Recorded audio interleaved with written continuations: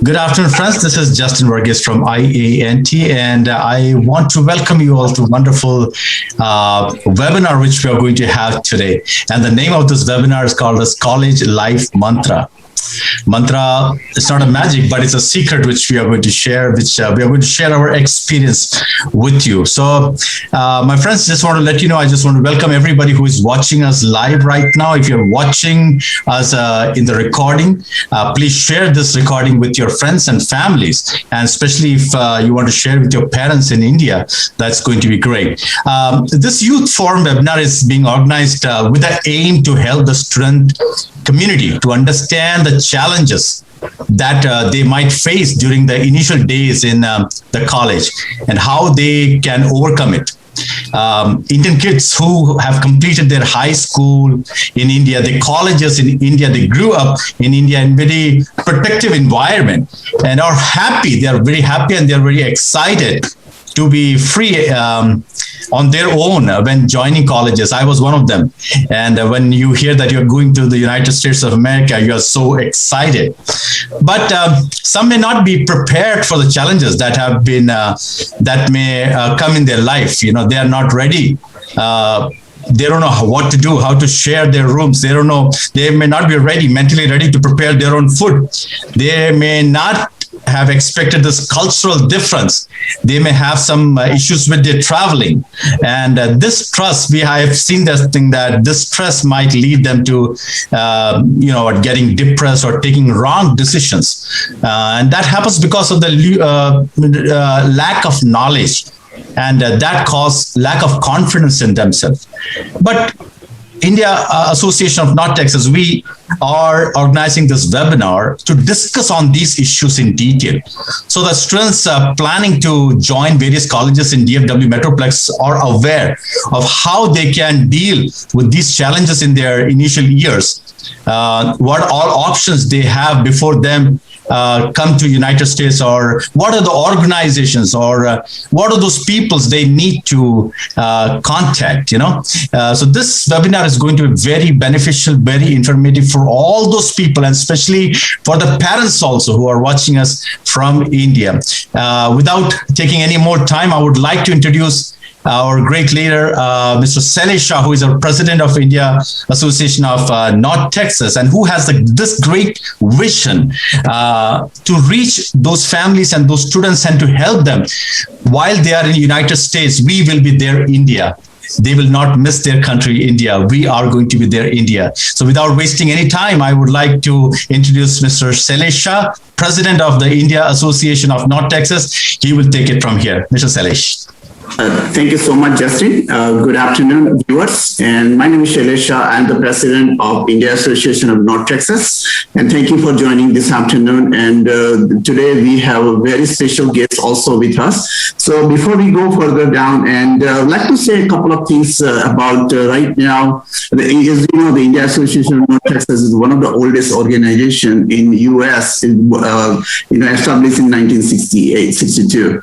So another thing also right now, as we know, the India is going through the COVID-19 situation, and we are, as IANT, is doing a lot of things for the COVID Relief Fund with the help of everybody, including the Consular General's Office guidelines, as well as we are collecting a lot of monies and contributions for the donations. So all the donations that we are collecting, that we are partnering with the U.S. Chamber of Commerce as well as the non-profit organizations. So just whenever you get a chance, please request all of you to go to iant.org and click on the donation button. So we just need some help so we can send out some ventilators, oxygens, and all other supplies. And just like I said, we are working with the non-profit organizations called Akshay Patra, and they're also distributing a lot of foods to the to the students, and also they need some more help on it. So another thing also, as the pandemic continues this year, on behalf of IANT, I'd like to thank all the front runners, doctors, nurses, emergency services, and for the related administrators and beyond, including all the organizations that who continue to support and taking unconditionally in the moment of need. They are the frontliners, and it's a big salute for them to helping us in this situation right now. And just as I said, just go to the IANT.org site and donate. And the donation we're using right now to procure ventilators as well as concentrated oxygen. And also we are working with the U.S. Chamber of Commerce, and also we are working with the non-profit organizations called Akshay Patra. Before taking some more time, I don't want to take much of your time, but I'd like to introduce, we have very special guest today, and I'm so honored to introduce very special guest, Consul General Mr. Asim Mahajan. He is Ambassador and DPR of India to the World Trade Organizations in Geneva. He has also served as a Deputy High Commissioner in Indian mission at several locations and on various desks handling affairs related to United Nations, Bangladesh, Sri Lanka, and many other countries. So I'd like to welcome Honorable Mr. Consular General Asim Mahajan to introduce yourself and say a few words to all our kids and viewers today. And so honored that IANT having a very good relationship with the Consular General Office, and Consular General Office are doing very good job to the IANT and the Dallas community. And from IANT Trustee Board and the Board of Directors, we would like to say thank you for your time today and coming on the live and helping all the students. Thank you so much. Thank you, Mr. Shah, President and members of the Indian Association of North Texas, Ms. Elizabeth Griffith from University of Dallas, Dr. Ram Dantu from University of North Texas, Dr. Subhash Singhal, University of Texas at Arlington, Sanjana Vayuru, Indian Student Association, University of Texas at Dallas, and all the students who will be joining this event. And as I understand, you will also share this after this event. People who are not able to see that in this today's virtual world, people get to see. And I think the objective of this event, as the title says, is the campus mantra, basically to support students. At the outset, I should thank you for all the expression of support and solidarity with India during this current pandemic. We value the partnership with the United States for all the support they are extending. In addition to the government of United States, we are also receiving overwhelming support from the Indo-American community, from the US businesses, and more from the people of United States who are standing in solidarity with us. As you know, last year when the pandemic was raging here, India had also reached out to help, and India has also been helping other countries. This is truly a global pandemic, and all the solutions to this pandemic are also going to be global. We all have to be united together. I will just touch upon a few themes, since the audience is students, and these are students who are freshmen who are coming here, and also students who are already based here. We have a very large student community based in the United States. I know it has been an extremely challenging year for students, especially because this is perhaps the first time in my life and all our lives that we have seen that universities had to shut down. So either students are, as they say, online, on campus, or in hybrid mode off campus. So obviously it is challenging for a new student to come into this environment when in the normal times you go in the campus and have orientations. India and United States, as you know, are two of the most vibrant and largest democracies of the world, with our open multicultural societies with commonalities in our culture. We are natural partners. Our comprehensive partnership is broad-based, and we also share a very strong connect with this part of United States, with the vibrant community which is present here. It's a growing and a very vibrant community who are also supporting their own communities during this pandemic.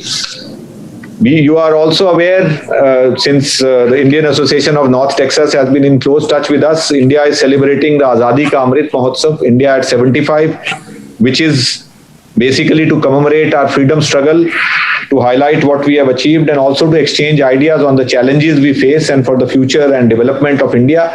I will be in touch with you. We are going to do various events, including on the education front.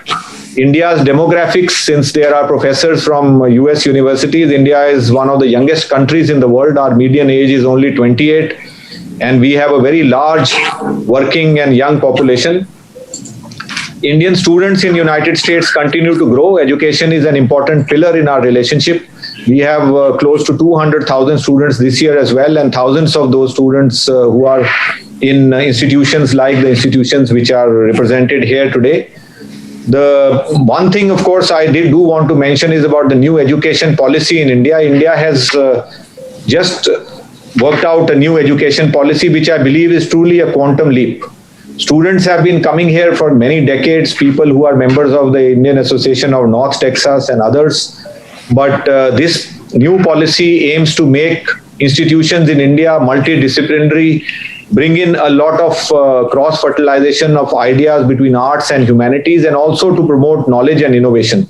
And it offers immense opportunities for institutions like which are here, the universities. We have earlier connected with many institutions on this policy, and immense opportunities for building institutional linkages with institutions in India.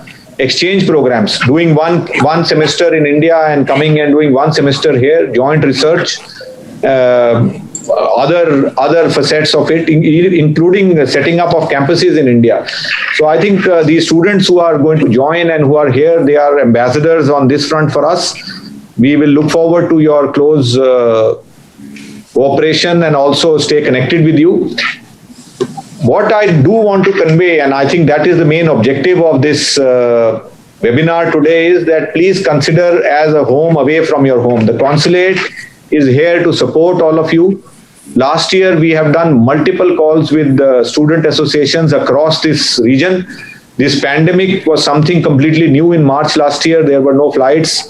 Initially, we faced several other challenges. So we have been in constant touch with students across United States.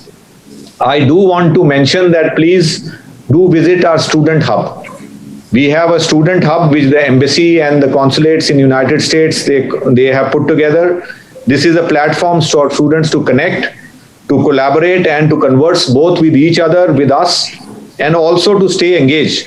So we have done multiple calls with student associations and various students to answer your queries, including on things like, which are very common these days, on travel advisories, on what are the opportunities for engagement, supporting you for your various events and activities, and of course the consular function which this consulate delivers, your passports, issues related to any documentation you may have, and also other areas. There was a freeze recently in Texas, as all of you know. Some students reached out to us. We have a very fairly well laid out system in place to support all of you. We have various community and other organizations who work with students to deal with issues. You have many students who are coming here, and that I understand would be just coming in here, especially during this pandemic. They may come away from home. Initially, you do feel, some nostalgia, some homesickness. You want to be near your relatives, near and dear ones. But please do consider that you are, the consulate here is all out to support you. We are a family for you. And over the last year, we have connected with many students, many student associations. We will continue to do that. If you celebrate any big Indian festival, a Diwali or Eid or any important occasion, you need some resources, please do reach out to us. And finally, of course, since the Indian Association of North Texas is an association which is representing a very diverse and a growingly big community in Dallas, Fort Worth area, which is attracting a large number of Indians and continues to be one of our most vibrant communities and growing rapidly. The connecting youth between both countries, these students who are joining here will also be our ambassadors. They will act as bridges for us to build these linkages between India and United States. We are doing a lot of activities for youth, including with the community organizations, otherwise speech contests, exchange programs, trying to connect students, finding mentors for startups, things like that, which do plug into our resources.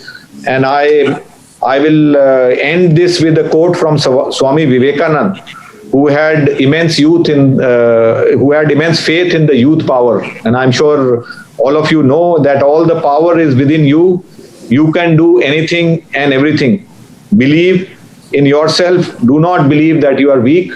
These are all very bright young students who are coming here, and I'm sure they will bring a lot of knowledge. They will represent India. They will also make a lot of friends here, and promote these ties between India and United States, which have immense potential.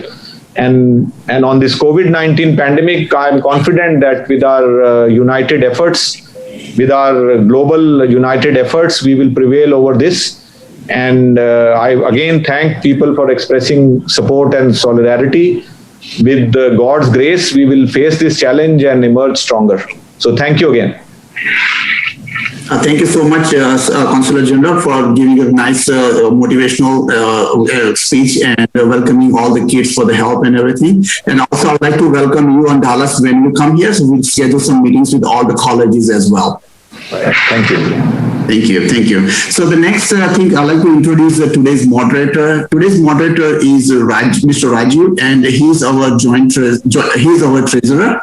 And he is very knowledgeable, and he's been connecting with all the students. And today's moderator is also one of the best moderators we have from the different colleges. And I have my key notes and paper ready. So without further ado, let me introduce Mr. Raju. He's our treasurer for India Association of North Texas. Raju.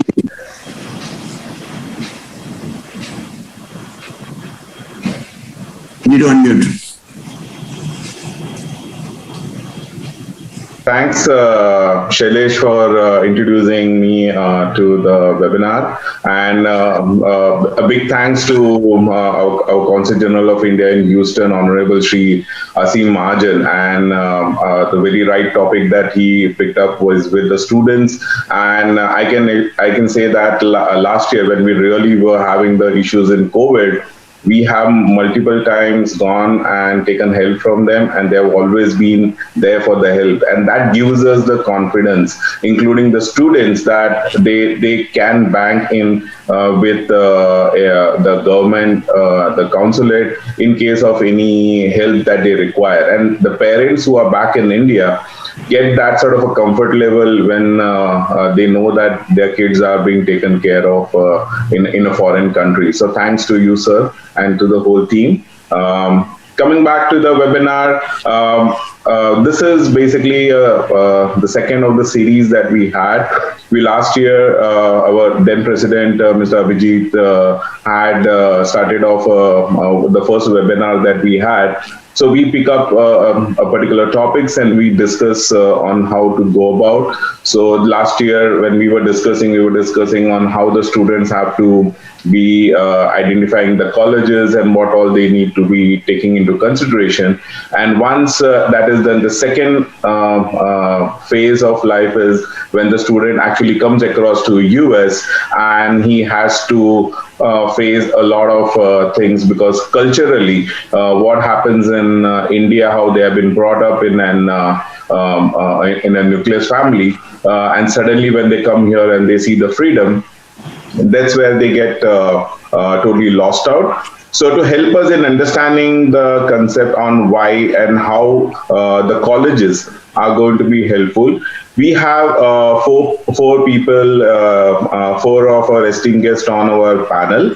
I will first introduce all the panelists at one go, and then subsequently I'll be calling out every panelist to introduce themselves. Before I do that, I would like to mention about some disclaimers out over here.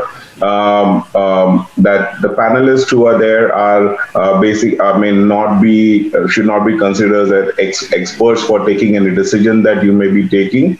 So it may be an individual advice or views of theirs that they would be doing. Presently, we are recording this particular webinar. So in case you have any issues in the recording, then you can please kindly disconnect. Thirdly, the information, like how I said, is going to be generic. And for any specific issues, please consult your specific school of admission to get the actual facts of it. And the information, most important, that has been shared here may have been collected from different sources, but it does not supersede any rules and regulation followed by the educational institutions. Having said that, I'll go ahead and introduce. The first panelist that we have today on our webinar is Elizabeth Griffin-Smith. She is the Assistant Vice President of Enrollment at University of Dallas, that we call as UD. And she has been very gracious enough to attend the panel today, even though she had a personal commitment at home, but still she agreed, so thanks to her. The second panelist that we have is Dr. Ram Dantu, who is a PhD. He is a professor of Department of Computer Science and Engineering, and also he is the director for Center of Information and Cybersecurity at University of North Texas. That is what we call as UNT. The third panelist that we have is Sanjana Vayuru. She is the events officer for India Students Association, that is the ISA, of University of Texas at Dallas, that is what we call as UTD. And the fourth panelist that we have is Dr. Subhash C. Singhal, who is also a PhD holder. He is the Associate Professor of Instruction and Director also of Master Studies, Industrial Manufacturing and Systems Engineering, representing University of Texas at Arlington, that is what we call as UTA. I welcome all the panelists to this particular webinar. And to start with, I would request Elizabeth Griffin-Smith to introduce herself to the viewers out over here and give some information about herself. Please go ahead. Thank you so much, Rajiv. Again, I'm Elizabeth Griffin-Smith. I'm the Assistant Vice President of Enrollment at the University of Dallas. The University of Dallas is actually a small private Catholic university located in Irving, Texas, which is right outside of the city of Dallas. And I have been working at the University of Dallas for the past 12 years. I started out as an admission counselor and then became the director of undergraduate admission. And now I oversee both undergraduate and graduate admission and financial aid. So I'm very happy to be here with you guys today. And I hope that you will find this conversation to be helpful as you're choosing what to do for your college career. Thanks, Elizabeth. And like I said, thanks for being here today. The second panelist I would request is to speak would be Dr. Ram Dantu. Mr. Ram, please. Sure. You can hear me well? You can hear you, sir. Good. This is Ram Dantu. I was born in Andhra Pradesh, India.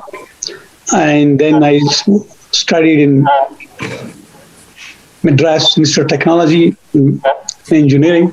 Then also I did my master's Madras University as well. This is almost 35 years ago. So then I started working in Indian Institute of Science, Bangalore. Then I came to North America to study PhD. So like any of you students who are there now, I came like you to United States to study. So I have gone through all different kinds of problems. Now, various companies working for the last 35 years. Now I am also learning a lot of things. I am actually right now a professor and also the director of cybersecurity across the UNT. We actually have large student population, especially coming from India. In addition, actually, I visit India every year and visit several colleges in Andhra Pradesh, Hyderabad, Telangana, Chennai, where I study, Bangalore, where I work, and other IITs in India. And on a continuous basis, have some collaborations as well there. And we will be, I used to give talks in every university where I go. So I understand a lot of difficulties. I think Rajiv is going to address some of them. I will be talking about them. So I just want to tell you that I was born there and I'm here and we have a lot of common things. Thanks, Ram. The third panelist I would like to request to speak is Dr. Subhash Singhal. Mr. Subhash, can you go ahead, please? Yeah, thank you, Rajiv ji. So again, I did my bachelor's from Punjab Engineering College, Chandigarh in 70. Then I did masters from IIT Roorkee. I came in 73, did my PhD, and I have worked for Alcon Labs and IANT for about 20 years. And then I started my own consulting business, and I had my own business for 15 years. And for the last 4 or 5 years, I have been in full-time teaching, associate professors, and I teach graduate courses. And 95% of population in our department who come from India. So my, in fact, almost 100% students are from India, and I see what they go through and, how I can help them. And for the last 8 months, I'm also director of master studies, which guiding them, providing them some help about training, getting jobs outside and all those things. And we have a Indian organization here, UVA, at UT Arlington, and I'm also a sponsor of that association. Thanks, Dr. Subhash. And the last panelist I would request to speak is Sanjana. Hey, Sanjana, please go ahead. Hi, everyone. A very good morning, a very good evening. It's great that students from all across time zones are connecting. We're really overwhelmed with the responses, and I think this webinar will be a great start for you before you step into the US. You can get a gist of how life is going to be in the USA. I'm from India. I'm born in Hyderabad. I have done my undergraduation at JNTU Hyderabad. And as all of you, I decided to work for a few years in India. And I'm a spring 2020 student at University of Texas at Dallas. I came here to pursue my master's in business analytics. And I'm in my senior year right now. So the way I started my journey here at USA definitely started right back in India, with the help of the Indian Student Association. So just a way to give it back. I'm honored and I'm glad that today I'm the voice of ISA, and I'd be more than happy to share my experiences with you, and we'll have a great talk ahead. Thank you.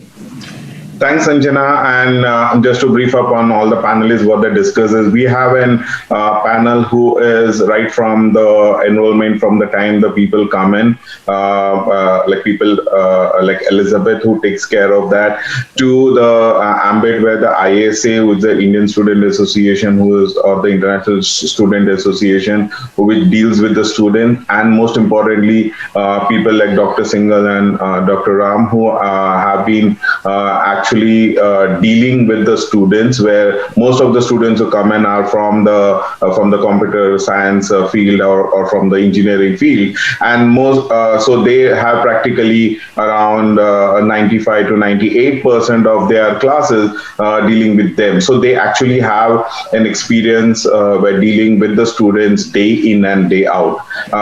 So thanks for the panelists coming over here. So one instruction to the audience is that in case any of the questions, when we are having a discussion, if you have any questions that you would like us to take up, or in case there is anything that you would like to ask any of the panelists, you can please go ahead and mention that in the chat section, and we will take up as and when possible, and ask the panelists whom you would like to ask the question to. So let me start off with always being the devil's advocate as such. Start out with very points that are going to be like very on the wrong side, basically. Not the right word, but that's how I would look at it. The things that how we are going to actually have the process of the whole webinar would be like, how does the flow go in from the time the person leaves from India, comes across over here, what happens after he lands in the US, what happens during his stay in the US, when the college ends, and so and forth. So we have a very scheduled sort of an step-by-step discussion, so that we don't waver around. So there was one question which specifically I would like to ask Dr. Ram is, last time when I was discussing with you, you were mentioning about some issues of we have people when the colleges are doing their admission. There are many people the students who get bogged down with some proposal that coming from some brokers to come across over here, and they will giving them the admission. What would you like to say something on this, or would you like to share your experiences on this regard? Yes. So I have a lot of students who call me from India as well as send me emails. So one thing that happens, the students in India, they have no understanding of the universities here, how they actually admit students, how they give the scholarship or assistantship or other funding opportunities. But invariably, I find the students going and talking to consultancy services. Sometimes they're okay. Many times they are giving wrong direction sometimes. The reason is that they actually tell you, hey, you got this kind of GRE score, you have this kind of GPA or whatever qualifications you have, you would apply to these 6 universities. So students from India, they call me and they ask, hey, these are the 6 universities apply, this is it, or what do I do now? Kind of things. So also they give some directions where they say, you will definitely get here, go there, or even if they get a conditional admission, they say, this is a good admission, go. And also when it comes to financial kind of security or whatever the embassy is asking, they also give some directions. So what I want to caution the people, students and their parents, or you can directly contact the university administration. They will be from the International Student Office to the actual graduate council to the college to the computer science department. There are resources who are supposed to answer you if you have a question. So they have on their website clearly laid out what kind of GPA they're expecting, what kind of GRE scores they're expecting, and how you can apply there. Most of them are online now. So you got to be careful in paying to the consulting services. And also I heard there's a lot of scams going on now that people tell them, you pay me $300, I will get you admission, that kind of things. So I want you to be very careful on paying anybody, including consulting services, because everything these days, as you know, online. Information is there everywhere. So you should be able to find out where you stand in each university. And in case, you should be able to contact the department and as well professors. I do get every day means every day, a lot of emails. So I do reply some of them, most of them when they're reasonable. But I think that's the thing which we have to think about it. So I hope I answered your question. Yeah. So basically, Ram, the takeaway from this is rather than asking any questions, it's better to approach the university directly for any questions that they have, either through their website, the university website, or they can send an email to the colleges. Right. There's one more excellent resource that I think Sanjana is going to talk about. Student Association, India Student Association, either in UT Dallas or UNT or UT Arlington, they're really strong. Really strong means they really help students. So they have Facebook, they have WhatsApp groups, they have other groups. So you should join and start asking questions to all the students there. I'm sure they're ready to help because I'm also part of their association. I continuously get those messages and Facebook messages, notifications. So I'm sure Sanjana can talk a little bit more on that. But there is another excellent resource other than the department as well. Great. So Sanjana, having said that, like how Dr. Ram said correctly, you have come in from Hyderabad, like how you said, and you came across to UT Dallas. What was it your experiences, and how did you connect to UT Dallas to being out over here? Did you have any of those experiences like Dr. Ram is saying? Yes, absolutely. So I was also one of those thousands of students that we have, right from having questions of if they have to come in for a spring intake or fall intake, and also different universities have different deadlines, and not all courses are available every semester. So for me, right from definitely the first approach, what we do is going into the university website. I think that is the primary source. I would suggest everyone to do your own research about, irrespective of the GRE score. I think first you need to know what you want to pursue your career in. I think that is the first approach, that everyone needs to go research on what courses you would like to do, and which university has more opportunities. And definitely the perspective of Indian students is to connect with seniors or anyone you know around, to go and talk with someone who has been that part of that university. I think that is a great approach. And so I can speak about how I connected with Indian Student Association, because I had friends who told me that there are student associations in every college, and I had in my mind that I wanted to take a certain course, and doing a proper research on all the UT systems, I contacted the ISSO, which is after looking at the website, I would definitely suggest you to go to the ISSO if you have any questions regarding your admission or visa, like pre-departure information, and what documents you need to carry, the travel information, post-arrival information, everything. That is a very formal way. I know that due to pandemic, the responses from ISSO are almost delayed for more than a week, and that is where we are here for you to respond immediately. So you can say that Indian Student Association is a family. We are like friends. You can share any issues you have, right from, you can ask us what documents do I have to carry for my visa interview. So right from there to where do I have to live when I get down here, like, can you give me accommodation? So everything, we are the point of contact for you to say, and we are open for any kind of questions, and we are always ahead to respond as soon as possible. Sanjana, you referred to ISSO. Everybody may not be aware of what ISSO stands. Can you inform what does ISSO stand for? Yes, so it is the International Student Association, basically, which handles the entire visa processing. So that is the advisory which gives us right from I-20 to all the documents that are required for authorizations of your F1 visa or any other kind of information you need regarding your permissions here at USA. I can say, so I-20 is the essential document that we need, and that is provided by the ISSO. So if you want to travel inside the US or going and visiting back your home country, the ISSO has to give you a travel permit, for example, I can say.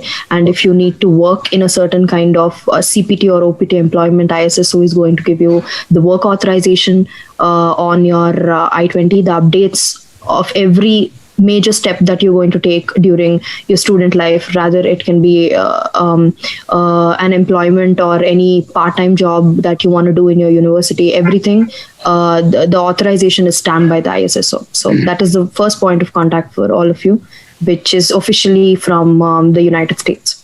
Yeah, thanks, Anjana, for the really extensive sort of an explanation. That would surely help the students quite a lot in understanding these concepts on on the processes as such.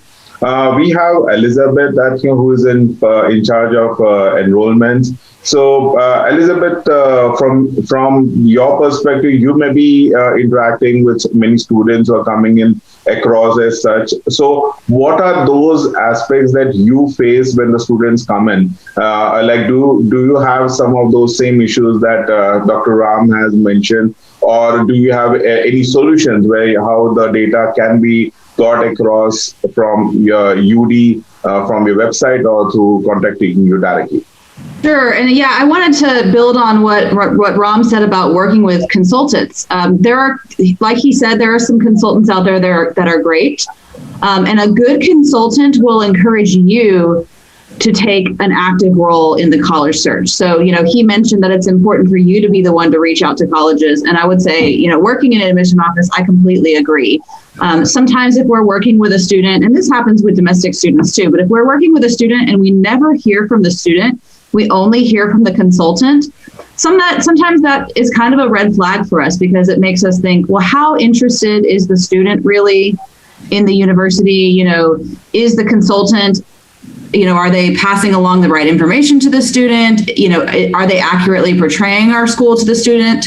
And so I would say, just be mindful of that. If you choose to work with a consultant, you're going to want to work with a consultant who really works with you as an active partner in the process.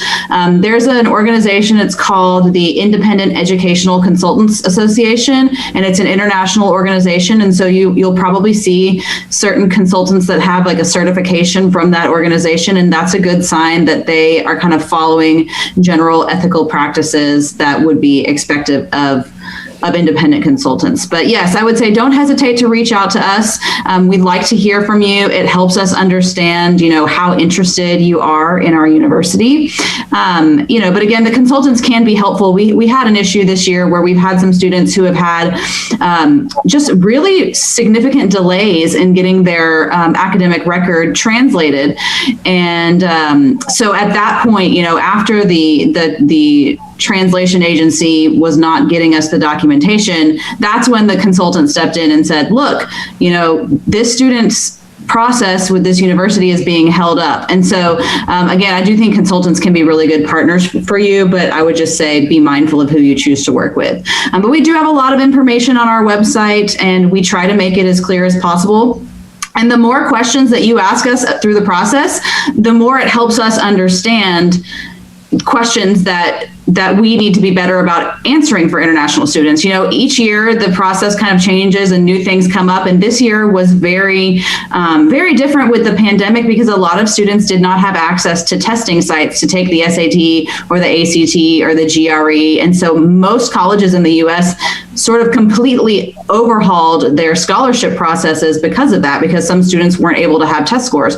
And so that was a new thing this year that was new for everybody. So I would say also just know that sometimes when you're confused about things and you may feel like, oh, well, of course I don't know because I'm an international student. Sometimes the students in the US are just as confused as you are. So don't ever feel bad about having questions or needing help from the admission office. That's what we're there for. And we like talking to you. So don't ever hesitate to reach out to us. That's great, Elizabeth. And one more thing I would like to inform the viewers is when Ram and Sanjana or Elizabeth says about consultants, they are those external the people who help you by taking money. But there are also tie-ups which these universities may have with Indian colleges. Like if I remember, I had a discussion with UD where they had a tie-up. They were planning to have a tie-up with Narsi Munshi College in Mumbai as such. So those are those tie-ups. What happens is those benefits needs to be taken by the student. So before they are even choosing on the colleges, I think so if they see which college, if they have any tie-up, the Indian college has any tie-up with the US college, that would be help them to come across over here so that they get those benefit of credits and all. That's what I understand. Not a technical guy, but that is what I understood from. So if anybody has any of those questions, can surely get in touch with Elizabeth. Ram, you had to say something? Yes, actually, these days, a lot of universities, they do have an office in India. For example, UNT, we have an office in India. We have representatives, or you can call employees of UNT. They are taking a lot of calls, emails, answering them. They visit various cities and kind of organize whatever you want to call gatherings. And so we should, as you said, as Raju said, make use of those organizations. I think probably UT Dallas has the same thing, UT Arlington, as well as other universities have the same thing. So that's what I want to add to your comment. Yes. Yeah, Dr. Subhash, you had to say something on this? So a couple of things was, like we have also, each department have a website, UT have website, we have office of admissions, international office, they are very helpful. But the way UT has been doing tie-up wise, they have hired 2-3 consulting companies in India, and they are the one who go to different colleges and line up the students. And I have been on the conference call 4 times, 2 hours each, where students come, they ask questions, we interview them, and we provide them some kind of help. Any question, we give them a contact. If you have any question, write an email to whom, how to contact us. So I have been in this role only for a couple of months, but in our case, we have 2-3 consulting companies in India, and they are the one who find students, who process all the paperwork. And I know UTA pays them some money if they admit the student. Now, whether they have to pay anything or no, I'm not sure. But I'm saying they are more kind of reasonable and fair, because they get money only if student properly get admission. And they have very good, they know the standards here, what they're really looking for. So that's how, they have been working here at UTA. Got it. Now, just to bank on whatever has been told by all the panelists out over here, I would request if all these colleges that you represent, if you can send us these sort of an information, we would love to have that information being even made available on India Association IANT site. The reason why is we get quite a lot of calls from people or emails from people from India asking us, because India Association being part of, because most of them, when they search for Dallas, they know that India Association is there. So they sometimes give us a call and write us emails to asking questions. So that would help us if we put this information on our website. So that would be that would really helpful if you can share that. Yes, I can even get the name of 2-3 companies who are representing UTA, and I can send you those names, and then you can put it to them. I understand that. So basically, I would be more interested in getting those name of those local offices that you have. Yeah. How Dr. Ram said that if they have their office in India, the best thing is locally they can give them a call, right? So that is what I'm looking at. Yeah, we don't have an office UTA, but they have 2-3 companies. Yeah, got it. With UTA, and they help them. I got it, sir. Yeah. So now, having said that, like we have completed a process where they select on the university. Now, the biggest problem which I hear is from the students is on the programs. So when they are picking up the programs based on their capabilities, right? That is what I assume think. So what would you like to say? This question would be for Dr. Ram and Dr. Singhal, because you would be basically dealing with the students who are taking that particular program, right? So how do they choose a program, and how do they test their capabilities of choosing a program? Yeah, it's a very good question. So before that, I want to do a little bit of publicity for DFW.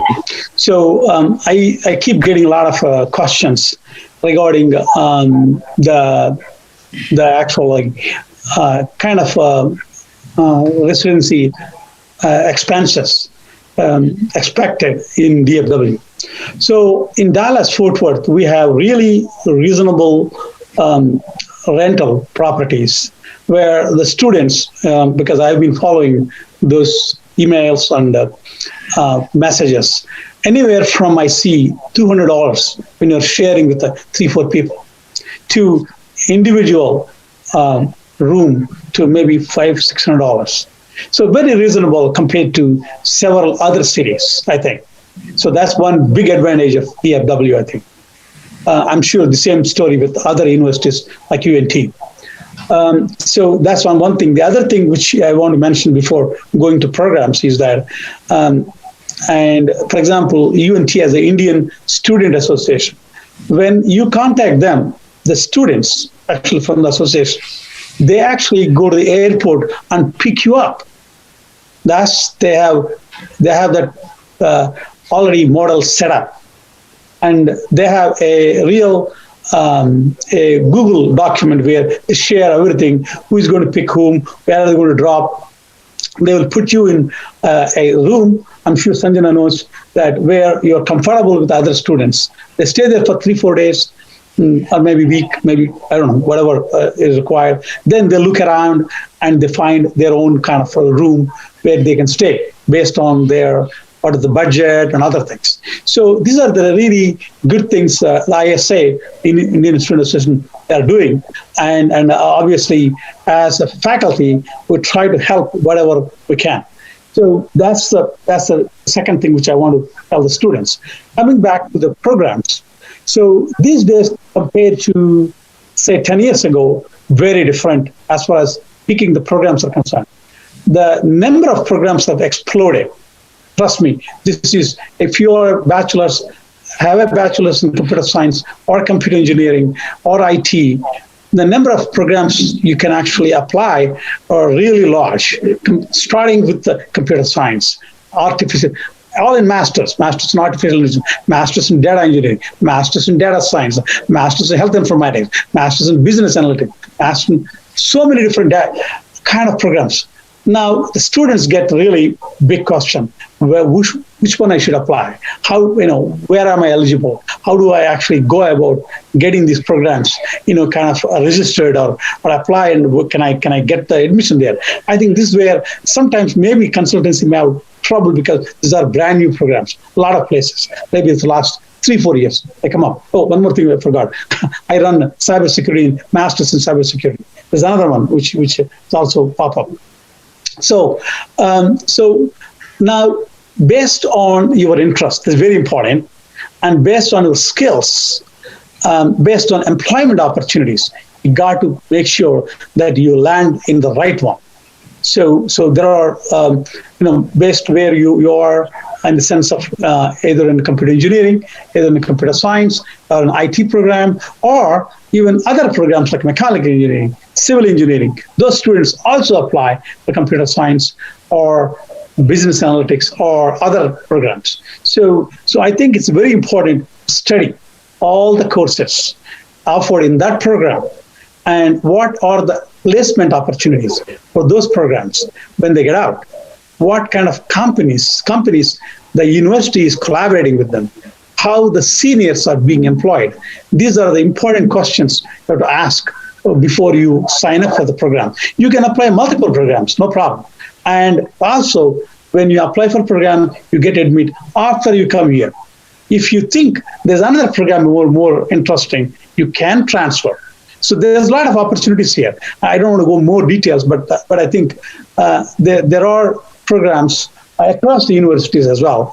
There are programs where the students can apply, and this time, this is really confusing because there are many programs, not one. Previously, just computer science or electrical engineering. This is it. But now there's a lot more programs than that.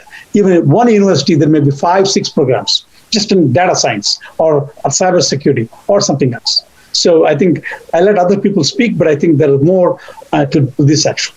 Yeah, to what you have said, Ram, I would like to ask one question to Dr. Singhal.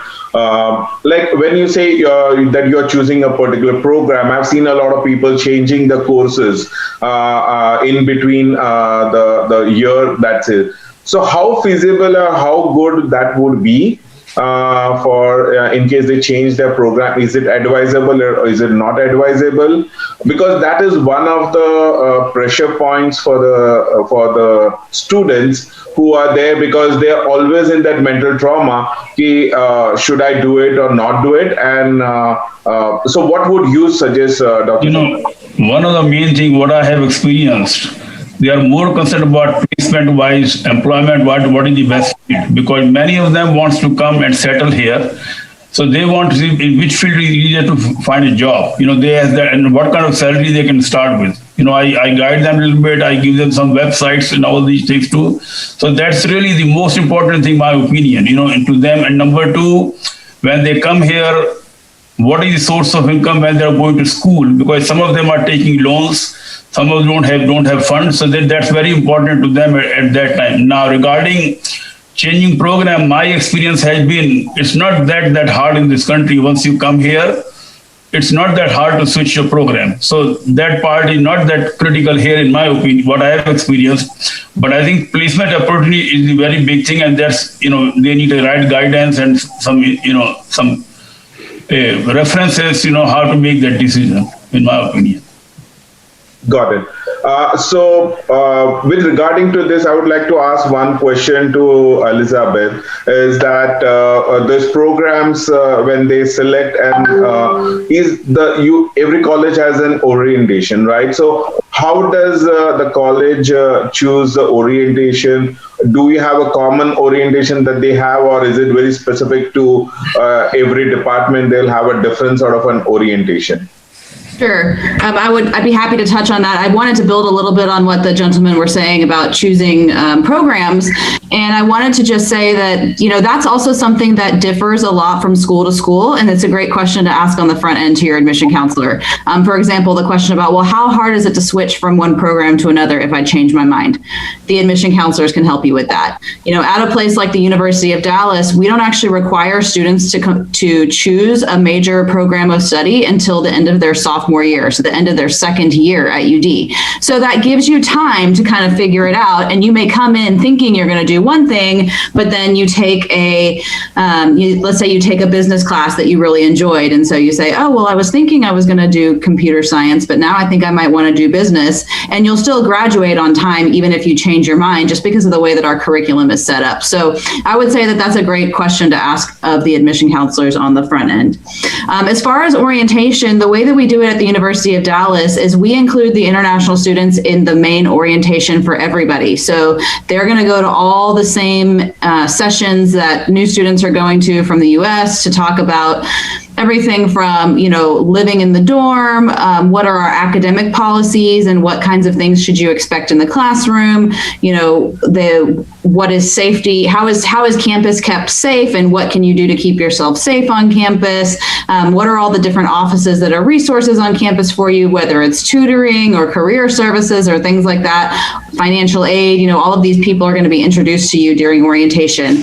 But in addition to that, we do also have separate sessions just for international students, because we know that international students have some additional things that they have to be mindful of during their career that we want to make sure that they're aware of. So during the international section of the orientation, we include a detailed overview of how to maintain your status, give you information about how to prepare for job opportunities and information about how to plan for future scholarship opportunities. So that part of orientation is coordinated by our ISSO office, so our International Student Services Organization office. They're the ones that plan that part of orientation because they're really the ones on campus who are the experts in the specific things that international students have to be mindful of. One question I will, Elizabeth, you mentioned about the admission counselors. I just wanted to ask you one question regarding to these admission counselors would be available to any students, or is that available to also the prospective students who would like to join and just wanted some information on the programs, or is it only for the people once they join then they will have these admission counselors? No, you can talk to an admission counselor as early as you want. So even if you're just thinking about colleges and you're not sure yet, but you heard about UD, or you're looking at all the schools in Dallas, but you don't even know much about the different schools yet, you can reach out to us at that point. So you may not even be ready to graduate from high school yet, but you're just kind of wanting to get some general information. The admission counselors help you through the application process. So once you do decide to apply, they can help you understand, okay, well, what documentation do I need to submit for my application? What are the deadlines? That sort of thing. But they're really there to help you at any point in the process. I've had parents reach out to me as early as their students being in junior high. So anybody who reaches out to us, we'll talk to. We're never going to turn you away. Yeah, on the question of parents, because you said that, I think so, normally they say that the students, more than the students, the parents take a lot of tension when it comes to people coming across from an international location to the US. So I would this question would be more pertinent, and I think so can be answered by Sanjana. With regarding to Sanjana, what was going back in the mind of your parents when you actually came here, and what was it that you would have shared with your parents? Because most of the parents who give us who are connect to us are always think that there has to be some basic information which every student would like to share with his parents. So what would you say has to be shared with the parents, so that they have all that information what they want in case something happens, they know where to go. So what would you say on this regard? Yeah. So, starting off, like how it was for me, I traveled to USA when the pandemic has not started yet. So it was around January 2020. So there is one really good thing that Indian Student Association does is we pick up. We do the airport pickups for international students. So if you already have a group of friends with whom you're coming along, then we can pick you up in a group. Or if you want to, according to the luggage capacity that you have, we can avail the size of the vehicle and the cab if you want any cab services. Just in case, now we are trying to guide them without any in-person interaction. So we're just trying to help them how to book a cab or how to reach the accommodation that they want to go.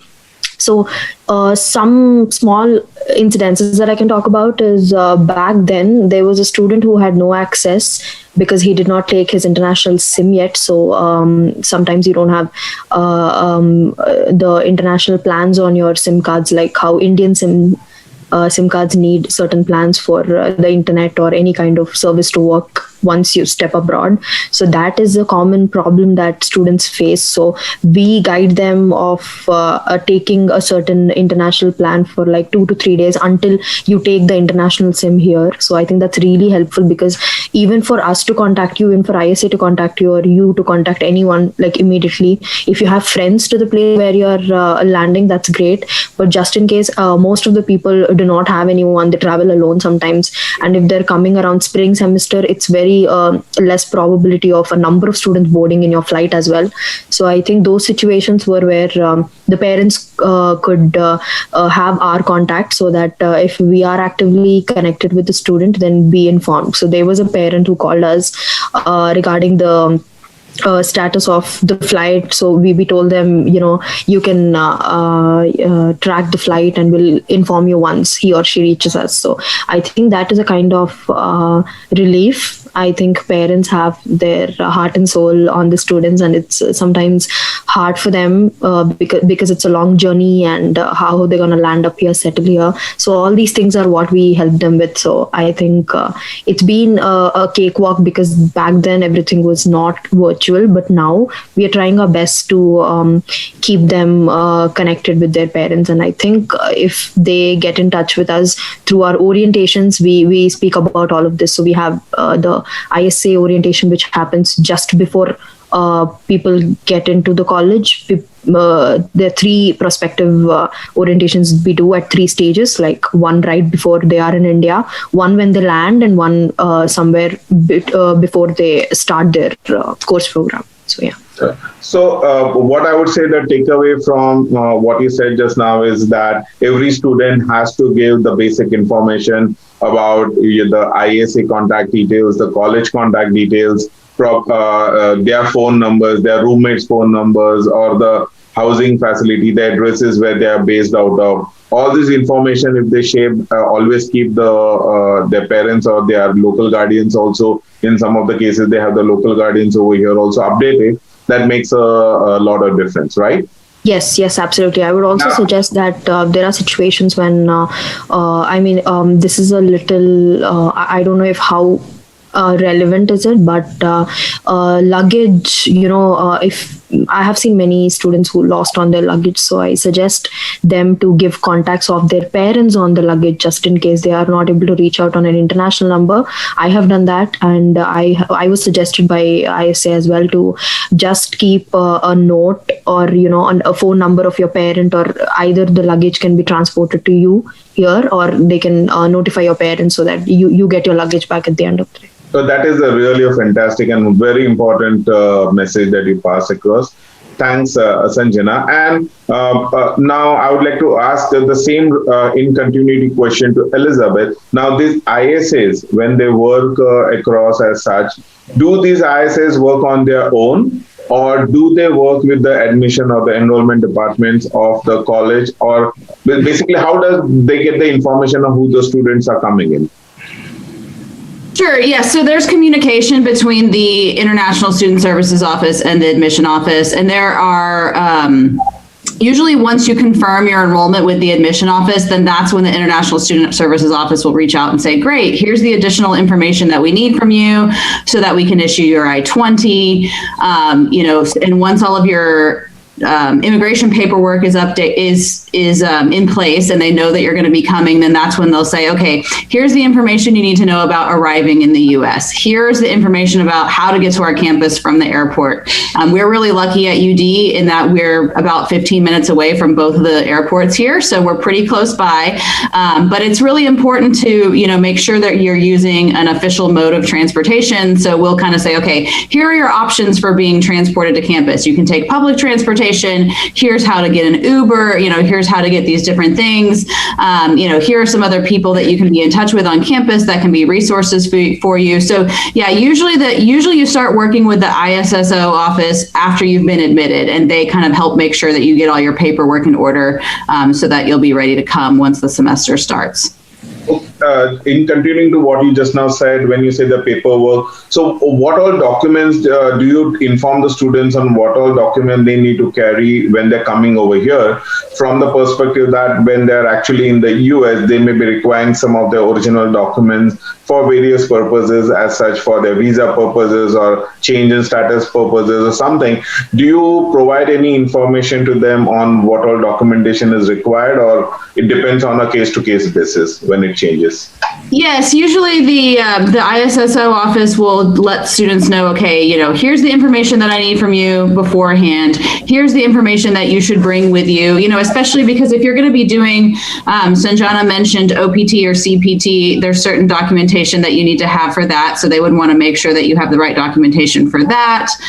Or if you're going to be doing any sort of job on campus or internship, there's information, there's documentation that you would need to have for that. So most schools actually have all of this information on their website as well, and have like a checklist of, okay, here's what you need beforehand, here's what you need to bring now. There's health insurance stuff that has to be taken care of. We require every student to have health insurance, and so there's a special health insurance for international students.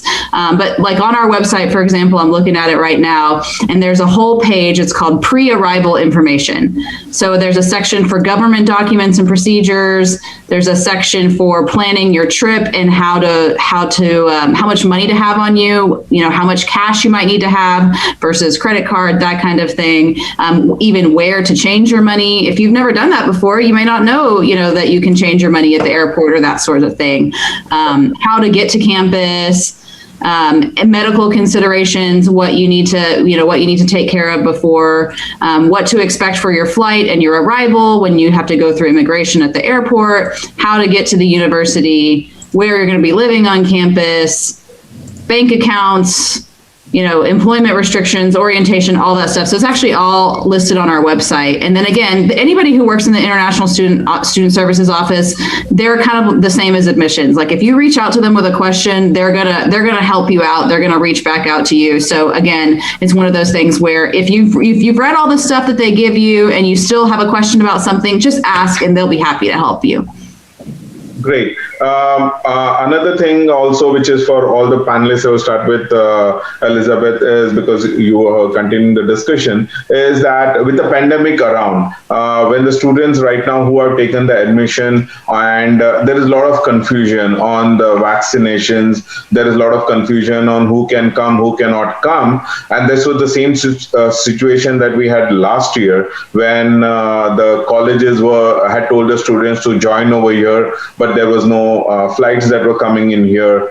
Now with the situation going in India, so if suppose the flights stop in, or if there is any of these cases, which is the department which the students have to call or get in touch with to get the correct and the right information so that they do not lose their status of the F1, and they are able to continue their studies? Because these challenges would have been quite a lot. Last year it was really commotion, but this year I assuming with 1 year going around, there will be a lot of processes in place. So would request Elizabeth first to explain on that, then I'll go to Ram Subhash and then to Sanjana to please elaborate on this. Sure. You definitely want to be in touch with the International Student Services Office. They're going to be the ones to kind of help you navigate any sort of, last minute changes like that. So let's say, for example, your flight got canceled because there were some sudden changes due to the pandemic about travel.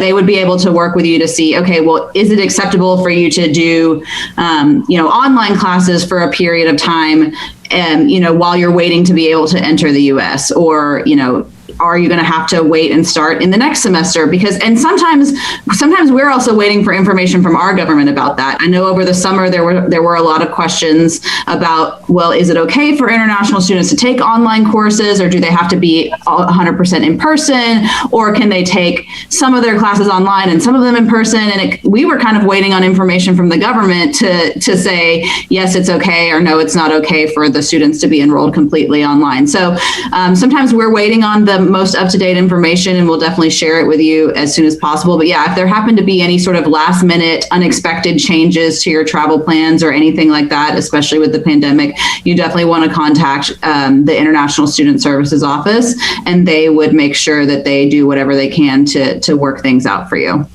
One quick question on this, like how for the pandemic, they have the CDC who gives all the guidelines. Whom does ISO, do you have any idea whom does ISO refer to for those guidelines? Like how you said last year, there was a lot of confusion, right? So are you aware of whom they revert to as such? Just an offhand question on this. In terms of guidelines specifically for international students, or just general pandemic guidelines? International students. Oh yeah, so we had to wait for guidance from the federal government, from the Department of Education and the State Department about, is it okay? Because we were wondering, okay, well, we are not doing classes in person right now. We actually went back fully in person last fall, and it was very successful, and it was great because it gave more opportunities for our international students, of course, with masks and precautions in place. But we had students asking us, well, can I just go ahead and start 100% in online classes? And, there's kind of immigration implications from that, because if the student is taking classes in the US, but they aren't located in the US, then what does that mean for their visa status? And so we had to wait for guidance from the government on that first before we could make any determination. But then once they told us, what the requirements were, then we were able to pass that along to international students. Or our students were even wondering, can I go ahead and come to the US, but can I just take classes 100% online? And the government said, no, if you're going to come to the US, you have to take at least a certain portion of your classes have to be in-person, face-to-face instruction. And so those were the kinds of questions that we had to wait for the official guidance, because there were some students who said, oh, well, I want to just take online courses. And we had to let them know, no, you have to take at least some of your courses in person. And then with regard to the vaccinations, that's a really good question. And unfortunately, it's not an easy answer, because every college in the US is handling it differently. So some schools are requiring students to be vaccinated. Some schools are not requiring it. Some schools will offer the vaccination on campus. I know we're trying to see what we need to do to be able to offer the vaccination on campus. And then some schools would not be offering it on campus. So that's something that you definitely need to check with each individual school about, to see if they're requiring you to have it and which shot they're requiring you to have, because I know the vaccinations in India are different vaccinations than the ones that we have here, or see if it's something that you could get once you arrive to campus. Anyone else would like to speak on this? I think it is too early to actually say what's going to happen in the fall, because not because anything happening in the US, I hope there's nothing happening new. But in India, the situation has changed for the last 1 month. What we were thinking about 1 month is different now. So things may change. So already I have been involved in discussions on some contingency plans. If things change, how do we handle if there is no flights? How do we handle it? If the education department says something different, how do you handle it? Do we organize online, but still students can register? So there's a lot of questions unanswered still, because the pandemic is still going on. So I think I'm optimistic, and UNT has already announced all the fall classes will be 100% in person, 100%. But now, because of this situation, things may change. So we keep looking for the directions from the university. That's my kind of advice. And regarding I don't know whether I should answer the question about orientations. We have orientation at the university level. There's also orientation at the computer science department level. So there are different kind of orientations out there. So I'm not sure I answered questions. So I think that's what right now situation about the pandemic. That's mostly from India. Here, all the domestic students we're going to have in-person classes. It's already kind of decided. Anyone else? Yeah, at UTA in summer we still have hybrid, not completely face-to-face, but from fall they are planning to go face-to-face. That's the plan. But right now we have some students who are in India. Like I have 3 students who are in India taking all the classes from India. They are not even here. I'm sure they will not have that option in fall, but right now they do have that option. And I just want to make one comment earlier when we were talking about coming here. I don't even know the process about applying for Social Security number, if they can apply right away when they come or no. But I have seen some students who did not apply and they got the assistantship and they have to wait for 2-3 months before they can get the money because they don't have Social Security number. So if it is, you don't have to have a job to apply. To me, what can you lose when you just come here and apply right away, whether you have a job or no, in my opinion. I don't know, maybe Elizabeth will know better. Can they apply right away when they come or no for Social Security number? Do you know? Do you know if they can apply? Elizabeth, I'm asking, can they apply for Social Security number when they come, or they have to have a job to apply? I don't know what the problem. I'm not sure. Let me look. We have a section about that on our website. Let's see. Till that time, Sanjana, would you say something? Yeah, if you have F1 status, you are eligible to work on campus and eventually off campus. When employed, you are required to have a Social Security number. But you have to have a job offer first in order to apply for a Social Security. You have to have a job offer. Okay. Yeah. Okay. Well, one question: when you say an F1 with so does that apply to OPT and CPT both? Or is it exempt for OPT and it is only there for CPT? How it is applicable irrespective whether it is OPT, CPT or internship, you still have to take that SSN number, right? Yeah, yes. You do. If you are getting paid, I think you have to. Anything you are getting paid, you have to. Okay, got it. Sanjana, you have anything before I go to this next question? Yeah, I think everyone covered pretty much all the parts of it. But one thing that I faced was I did not travel to my home country the entire 2020. And I wanted to visit my family because it's been almost 1.5 years. So I fortunately went for a period of 20 days and came back. But definitely I had to check with multiple things regarding my deadlines. I had to speak with the ISSO regarding if I am, allowed to travel, and by what in the middle of the semester am I allowed to travel, or should I wait and go in the summer break? So I think any kind of questions you have, these kind of travel decisions or employment decisions are very critical. So I think the right people to ask is definitely the Student Services Office. Definitely ISSO is one point of contact. You have to talk first. I did not book my tickets until ISSO replied to me. It took more than 4 to 5 days, but I think it is very essential because also currently I'm on an internship this semester. So the rules for people who are doing an internship differs because everything is virtual. You also need approval from your manager with whom if they are okay for you to work away from the country. So there are various parameters you need to check, but ISSO is the point of contact that you have to reach out to. Yes. Okay. Thanks. You get to know the people in the ISSO office very well. Yeah, definitely. You get to know them so well because you have so many things that you have to work with them on. So yes. But one thing which I've normally heard, please don't feel bad, but there's mostly the students always complain about the responses from ISSO being very delayed. So whether it is pandemic or non-pandemic, the major issue is they keep on waiting for that information.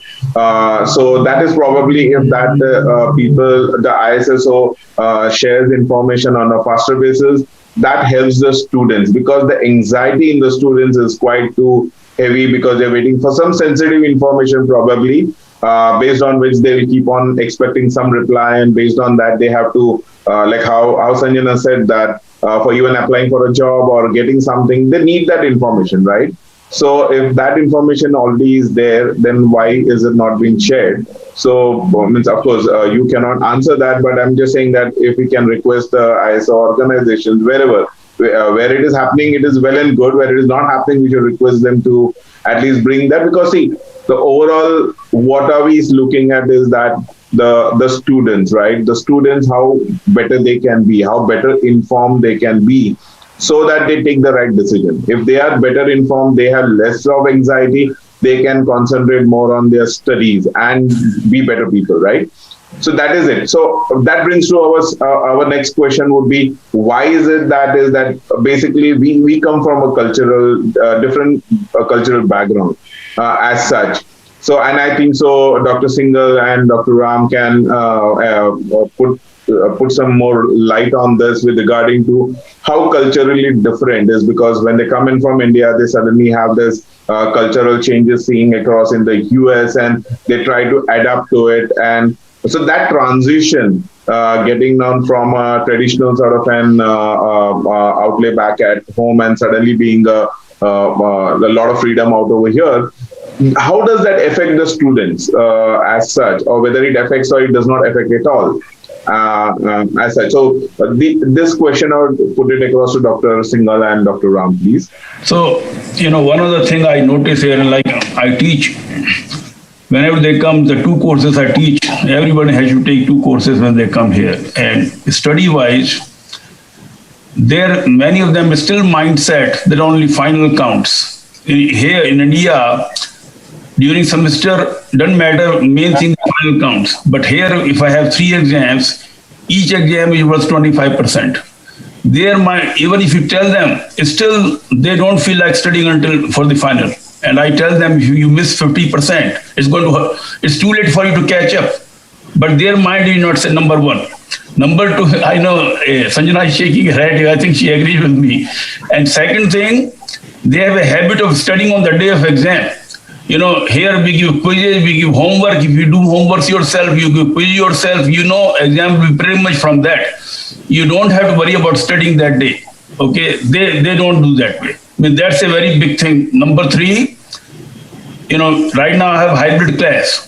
Okay, so I have online, I have in class, and 90% don't even show up in the class. There's a big difference in coming to class and asking questions. So their mindset is very different right now. Homework in India, I have done engineering too here. Well, homework, just copy from each other. And I even tell them, homework, I'll give everybody 100% if they just try.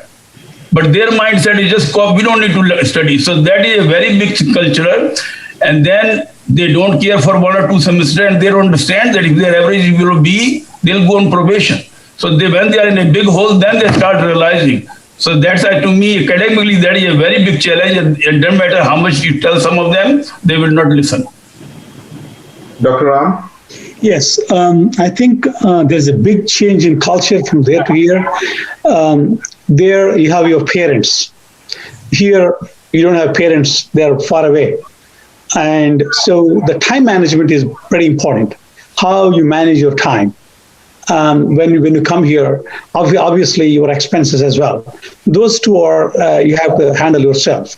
Number 1, as Dr. Singhal said, how you manage your classes, very important.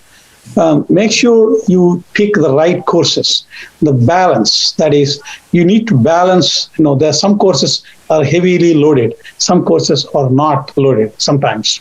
So you got to balance your courses. So day 1, when you land here, talk to your seniors, talk to the professors who are teaching those courses, as well as other counselors. Make sure you balance your courses across the semester. So how they're done. The third thing, which I think very important, is you are going to, you'll be looking for a job after 1 year or 2 years, whatever it is. So one thing is that you have to be ready for hands-on kind of programming or hands-on things. So it's not like India where they give you review questions and say, we'll ask for these questions or, whatever here. Most of the times you are on your own. Nobody going to check on you, how are you preparing? What is that?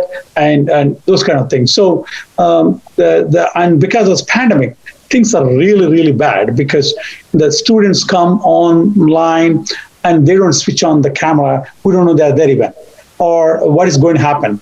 And also because they are not kind of attending classes, so their performance really goes down. And if you don't switch on the video or you don't listen to the teachers, and also there's a big problem. As Dr. Singhal said, there are exams. In my things, there are projects, and there are hands-on programming assignments. So you got to make sure you do them yourself. So nobody's going to help you. Those things, you got to do it yourself, because that's how you put in your CV to get a job. So unless you are ready to do a hands-on assignments or projects and whatever it is. So I think in my department, there are more hands-on assignments are there. So I think overall time management, I see they're lacking. There's a big change in the time, the culture actually. Sanjana, what would you like to say? Because you are on the opposite side of the fence right now, being out there as a student, and you could have faced the same sort of an issue. What would you like to contribute to what they have said? Yeah, I think I agree, because the Indian students' education system in India is really different from here. Because when we write our exams, it's definitely what Dr. Subhash said, that generally we tend to study like the last few days or maybe a week prior to the exam, because the assignments and the homework system is not there after school. After school level, we don't see that in India. But here, I think the education system is something that when we took a decision to come here and pursue something, I think we have to abide to their rules. I think initially it was a little struggle for me, because we're trying to settle in a different atmosphere. We're trying to, create a comfort zone for ourselves, because we are away from our family. And I really understand, because when people are trying to take overwhelming decisions, like a few people want to wrap up their masters in 1.5 years. I've seen many people taking like 4 to 5 subjects in one semester. That is something that I think you need to do the right judgment upon your capabilities, your skill sets. I think according to that, you need to take a decision that you can manage your time well, because homeworks and the level of assignments are different for different universities. But talking about mine, if I have 3 subjects, I have 3 assignments due every week. So I need to make a schedule so that I'm doing all of them. And definitely, I think students need to have the mindset that when they're coming here, I know most of them are coming on student loans, and it's a really big commitment back at home that they're investing so much on you. I think the main goal is something that they have to not forget, that they have come here to get a good GPA, land up in a good job, and gain some good experience. Elizabeth, you would have been dealing with a lot of international students, right? Because the diversity across an international student at UD is quite a lot. So there are many different people who come in. So in this sort of a scenario, what would you say that, is there anything that you would like to say how the Indian students who are there, who are part of UD, can also be, can look around and to understand how they can improvise their performances, or does that become as a challenge to the other people, other international students who are there in the college, due to which probably the sort of a hatred starts coming into the Indian students? Yeah, so I think we do try to emphasize a lot of these things during orientation, and like Dr. Singhal said, there's a lot, the standard of like plagiarism and cheating at schools in the US is very different than what it might be in India. And so, sometimes students are accustomed to copying things and that's okay, but here that's something that could potentially get you in academic trouble. So I think it's important to pay attention to the specific academic policies of each school. And then I think, it's always good to reach out to your professors if you ever are questioning something. Sanjana was talking about coming up with a schedule. It's okay to go to your professor and say, look, I'm having a hard time figuring out how to stay on top of all this work. What would you suggest? And they're happy to help you. They're happy to help you with that because they want you to succeed in their class, right? And so, there's always that one, there's always that kind of reputation that a faculty is going to be, mean or something, or you've seen them, it's like a stereotype in a movie, right? That like the college professor is mean and doesn't want to help you, but that's not really how it is, 99% of the time. So I would say it's great for students to go to their faculty and say, okay, this has been an adjustment for me, which college is an adjustment for everybody, right? Even the students coming from the US, it's a different experience for them. It's just even more so for international students. So again, just remember too that you're probably not the only one that may be struggling or the only one with questions. A lot of students are feeling the same way. And so, ask your professors for their help and ask them, what they would suggest that you do to stay on top of the coursework, and ask your classmates. You're going to have other people that are in your classes and you can ask them what they're doing, or you can ask your roommate, say, hey, I thought that this would be enough studying for this test, but it wasn't. How much are you studying for this test? And kind of see, if they can give you some advice in that regard too. So I think that's the thing, is just don't be shy. Don't be afraid to ask questions. And I think, it's easy to think, oh, well, I'm the only one that feels this way, or I'm the only one that thinks this, but that's not really true. And that's why it's also a good idea to get involved in either the Indian Student Association or any sort of clubs for international students, because then you'll start to talk to other students and realize, okay, we're all having a similar experience here. This is not easy for anybody, and we all would benefit from, sharing information and asking for help sometimes. So when you refer to clubs, Elizabeth, those clubs would be those fraternities and sororities that you have in the colleges, or is that separate clubs that are there for how to help students in any manner? Is that something different? Yeah, so every school is going to have their own set of clubs, but usually what's pretty common at most schools is sometime at the beginning of the semester, they'll do a club fair or an activities fair. And what they'll do is it's kind of like a college fair, but you're already at college. So instead of learning about colleges, it's to learn about all the clubs and organizations on campus.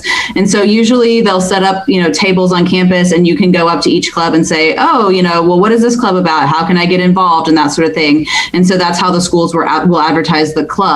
And then in terms of services like tutoring and things like that, usually that's covered during orientation, or professors might tell you at the beginning of the class, say, if you're having a hard time, we have tutoring for finance on Tuesdays and Thursdays from 7 to 9 in, whichever classroom building it is, that sort of thing. So there's usually different ways to find out about all of those opportunities. I really like that concept of the club that you said about. I think so it should be surely there in all the other colleges too. But that I think so every student who's coming across should try and utilize that facility, because there may be a lot of hobbies for most of the students. So those hobbies, they can bring it out when they are actually getting involved with those clubs. It becomes like a recreation for them, and that is one way where the pressures on the students could be reduced. Now, you would have heard me saying again and again on the pressure part. I'll just come to it. Elizabeth, please go ahead. Yes, I think that's very important. And I think it's good to have an outlet. It's good to have something that you're going to dedicate some of your time to that's not your studies, because, again, obviously, Sanjana pointed out like the investment that you or your parents are making for you to come over here and study. And so, of course, that's your first priority. But, we have different aspects of our personality or our humanity that we need to express and have nourished. And so if you, really enjoy playing a particular sport and you want to get involved in, spending some time doing that, you can do that. And then that's also a way to meet people. And again, the people that you're meeting, they're also taking classes at the university, right? So they can then become a resource for you. Especially, it's a good way to meet older students. And older students, a lot of times they can say, oh yeah, I remember that class. I remember that professor. Here's what you need to know in order to do well in that class. And so, even though you think you're just spending time doing a fun activity, you're really getting some beneficial advice out of it as well, just through the connections and the relationships that you're able to make through the things that you're involved in. So yeah, I think that's very important. That's a very good point that you have brought in, Nicholas. Thanks. So now coming to the next pressure points. Again, I keep on saying the pressure points because what we are trying to achieve in this particular webinar is to understand the psychology or the mentality of the students and how they can reduce that sort of pressures and they can concentrate more on their studies. That's what it is.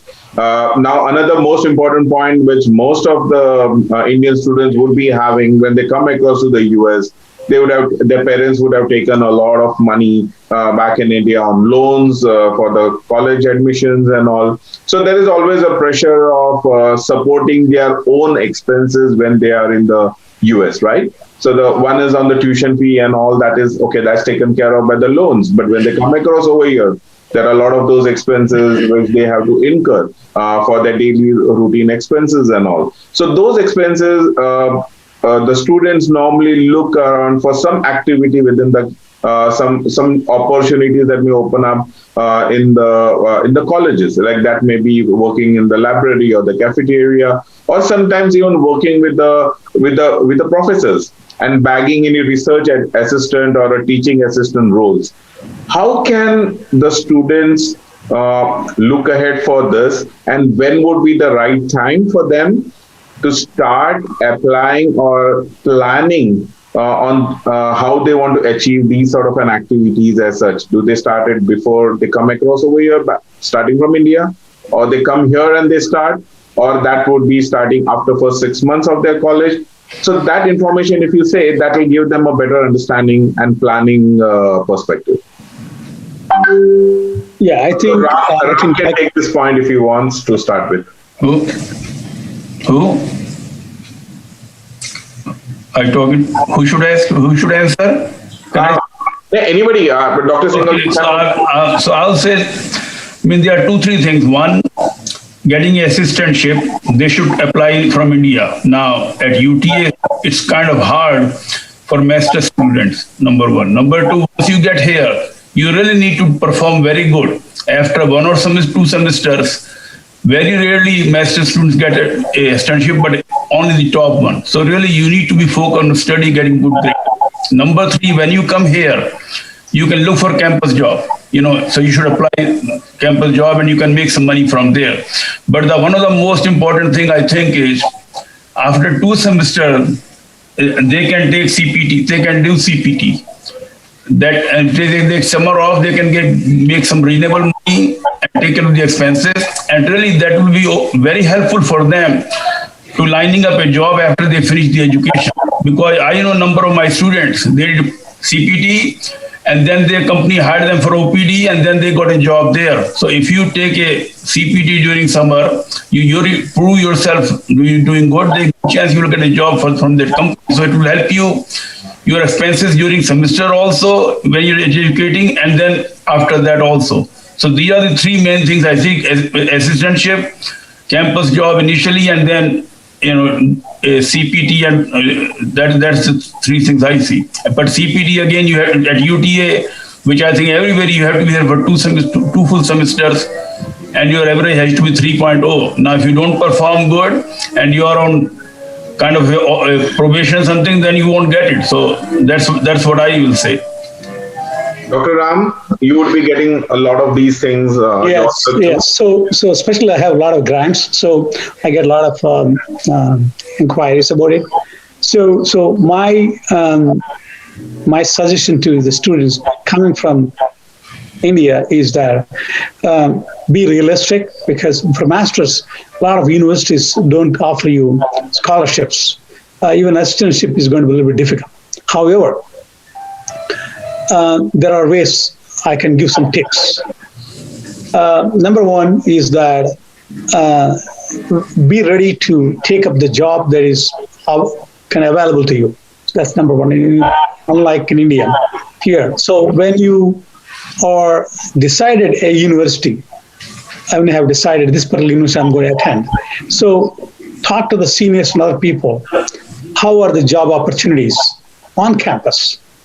And now my suggestion to you is that, especially coming from UNT, come here early, 2, 3, 4 weeks. You have the opportunity to meet various faculty and all the other departments who are advertising. Especially if you are a student of computer science, you will be able to design a website for them, or do this, do that. So there are a lot of things, the small things you can do. So it is not only that you can get a TA, sometimes it's difficult. There are also other jobs called graders. So that we give it to the master students. They call graders. They're not TAs, they're graders. They're a little bit different on the salary. But it's good to have that experience. And also we give those based on the GPA.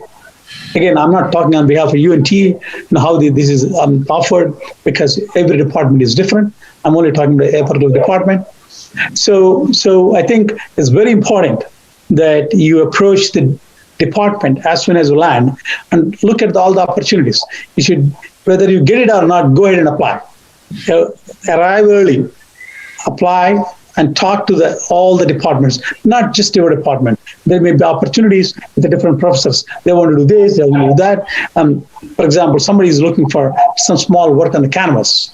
So yeah, you should be prepared to learn and do it. This is my advice. So don't hesitate to take a challenge or risk. So nothing, you're not going to lose anything. So prepare to work hard, and you should be able to get it. So that's the second thing. The third thing is that, which is very important, is that if you have some idea that, hey, I am going to work in artificial intelligence, or I'm going to work in data science, whatever it is, area, or cybersecurity, that's where I offer. Then you approach the professors, what courses they teach, who has got funding. So take those courses and do well. Then you get familiar with those faculty or the department or other faculty. They can recommend you. So I think there's another way is that you do well first semester, then you may have chance for second semester. Same thing with, you want to get a job in Amazon as internship. So you got to plan for it ahead of time. So what are the things they're looking for? How do I prepare? If there are some certifications required, you got to prepare early. It's not going to happen in one day. So all these things, you need a solid plan. If you don't have a plan right from when you apply for the whatever programs you are doing, and it's going to be difficult to change in between. And if you change, it's going to be more expensive. So I think you need to have all this plan set up from every semester, what course you are going to take, how are you going to handle your finances, all those things you need to plan with ahead of time. Yeah. Elizabeth or Sanjana would like to say something?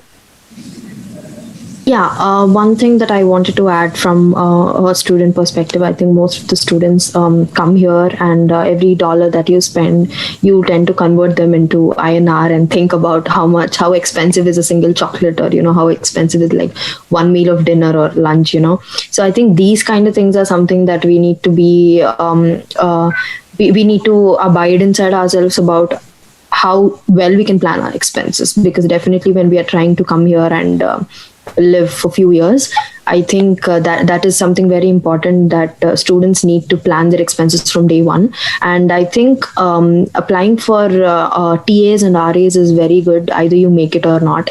And also we have many jobs opening up in dining for the fall semester, but unfortunately due to pandemic, we lost a lot of opportunities. The college has been shut down, so according to the safety measures, few opportunities were not available. But I would definitely suggest that when there are times when there are no opportunities or you're not able to make it, it can be any scenario. I would definitely suggest you, as Mr. Subhash has said, you have to target on what all skill sets you can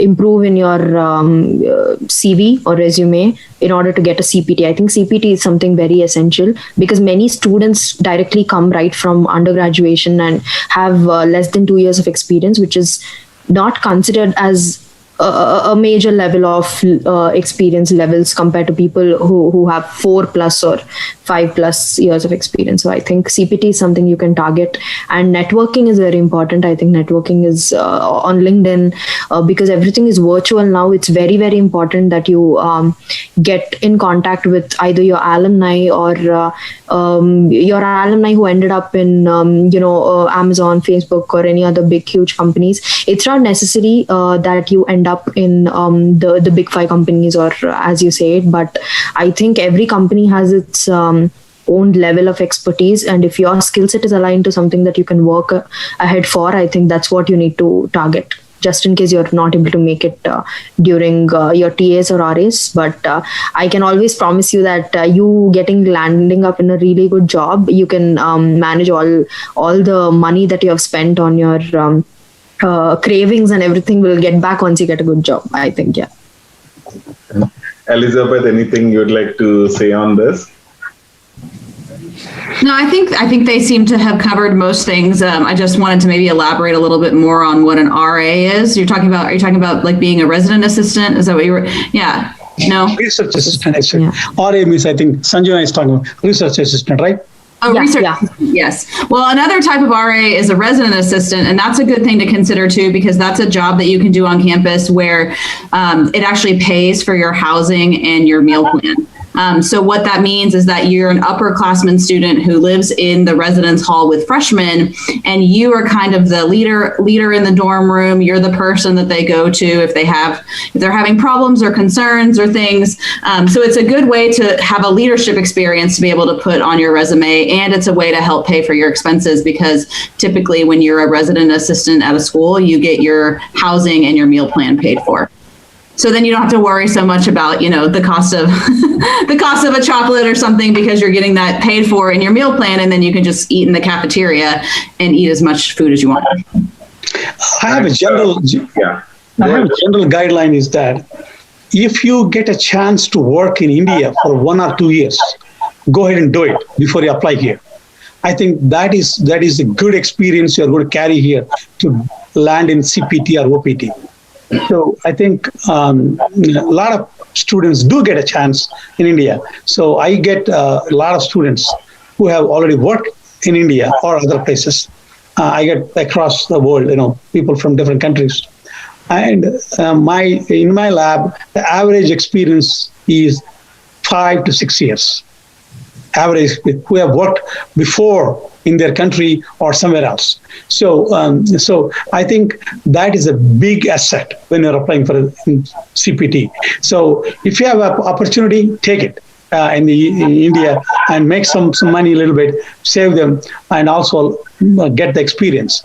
That's going to be very useful here. Thanks, Ram. Probably there are so many questions that have come across to us, but we have still to address too, but we are short of time. Before I come to your final comments of the panelists, I would really like to read the comments that has come across on the viewers saying that, and which is rightly said, is that that in India we are used to writing books, right? When we are writing those exams and all that. So we write big essays and we write all those stuff.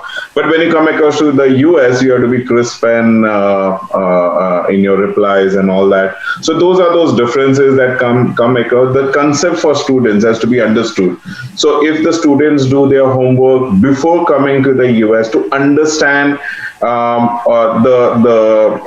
things which are pertaining to US, that will help you to be better prepared when you are actually coming across over here. And of course, that they should be looking across for mentoring opportunities, which would be there, like how everybody has said, there are everybody over here also mentioned about how they are open-ended. The college, the student association, the professors, faculty, everybody is there. Right now, we have all the representation out over here on our panelists who have been, have been very helpful. And every college that we are representing over here are very helpful. And that's because I have been dealing with them. I know what sort of a responses we get. Before I go to the final comments, I would like to say something about India Association of North Texas is that India Association has been there from, like how our president, Mr. Shailesh Shah, has said that we have been there from 1962. We are there to help the Indian community in any manner possible based out of here in DFW Metroplex. And we have been working with the colleges, we have been working with many institutions, and that's where we keep across to see how we can help the student community and the other Indians across over here. Feel free, if anybody, any of the student or the parents across, they are not able to get connected to any of the college representatives or any of the college faculty, staff, members, whoever it is, we are there to help you. You can contact us anytime on our website. You can get all our information. That is www.iant.org, and our office numbers are 972-234-4268. And in case you want to send across an email, you can send it to info@iant.org. Having said this, Dr. Ram, can you give your final comments and the takeaway from this thing? Then I'll go to Dr. Singhal, then Elizabeth, and to complete it out by Sanjana. Dr. Sure. Ram? Sure. I think Rajiv talked about culture. One thing we have not kind of covered is that the teachers in India, how you approach them and how you kind of work with them, very different from teachers in the US. So that is a big cultural difference you'll see. Here, you can actually directly approach a professor. You don't need to really feel shy. You can ask him, you can challenge them. There is nobody who can stop you for whatever, any question in the class, outside the class. If you don't get a good grade, you can challenge. Why did I get a grade? Why did I fail? Why did I get a D grade? So there's a big change between what you see in India here as far as the instruction is concerned, as far as grading is concerned. The same token, I think Elizabeth has mentioned that plagiarism here is very serious. So some people, because you have to be very careful, be prepared to work yourself. That's one big cultural change. People here, we take it seriously about the plagiarism. So I think the other thing, second thing, which we have to be very, very careful. So with this, I think overall, I think you got to have the Indian Student Association, of course, International Student Office, professors, department should be all your first and second and third stops. So we have to make sure that you're all in touch with all these organizations and people. And I think a lot of people here, to my knowledge, people who come here, 70, 80, 90% of them are very successful. All of them get jobs. And same thing about the campus jobs. To my knowledge, majority of the students, at least if not first semester, second semester, they do get something or other campus jobs. It may be in the dining hall, as Sanjana said, or something else. And when in pandemic time, it's going to be a little bit different. But nevertheless, I think there are opportunities there. So I think after you complete your degree, there are opportunities for jobs who have got hands-on experience. So from day one, ready for that, and I think you'll succeed. Elizabeth, would you like to go? Sure. So thanks again for inviting me to be part of this panel. It's been great, and I've learned a lot as well. But yeah, I think the big thing is just don't be afraid to talk to people and ask questions, and just know that everyone at college is there to help you. And so, they're not gonna be annoyed or think that you're dumb or something if you ask questions, because everybody has questions. College is a new experience for everybody. And so other students may have different questions than the kinds of questions that you do, just because of different, cultural differences, but everybody has questions. Everybody's learning something new in college. And so just remember that, and just take advantage of all the opportunities that there are to get involved, to meet other people, to, do work with the Career Services Office, because we also want to see you be successful. And just know that as much as you're learning from this experience, we're also learning from you. And by having you come to the United States to be part of our community, that is something that, we are benefiting from as well, because we're learning more about your culture and we're understanding the world from a different perspective by you coming and sharing your experiences with us. So I would say just remember that as well, and to thank you for your courage and bravery to come to a new country, a place where you may not know very many people, if anyone at all, and you may be a little apprehensive or nervous about it, but just know that just as much as you're learning from us, we're learning from you as well, and we appreciate that. Thanks, Elizabeth. I really like your statement that you made, that you're learning from each other, right? Like how much you learn from us, we learn from you. And that says a lot of things on how the things actually happen over here, rather than the concept what people have in mind. Here, I would also like to add that, especially with the University of Dallas, Indian students who come across over here, and the students who are the life members of India Association of North Texas, they get a lot of reduction in the fees, the course fee that they pay at University of Dallas. So anybody wants to take that advantage can do that. The University of Dallas has a separate page dedicated to India Association of North Texas. So that would help you to get some more information. Next, I would like to go to Dr. Singhal, please. Yeah, so what I would say to them, that you are here to study. You are taking only 9 hours. There is no reason why you cannot perform good. You should focus on studies, attend classes regularly, and focus on getting good. System is different in US than India, so try to learn and follow the system here. If you are struggling, go to professor early rather than day before the final exam. It's not much he can help you at that time. He or she will help you. In the meantime, talk to your colleagues and senior, take their guidance, networking, and then look for future opportunities. That's what I will say. Thanks, Dr. Singhal. Sanjana? Yeah, so I think I would like to talk about one to 2 points which were something that I faced. I think everyone here are very welcoming. The minute you head out of your house, everyone smiles at you. You need to be nice with everyone. And like back in India, we can't go and pet anyone's babies or dogs here. We need to take their consent.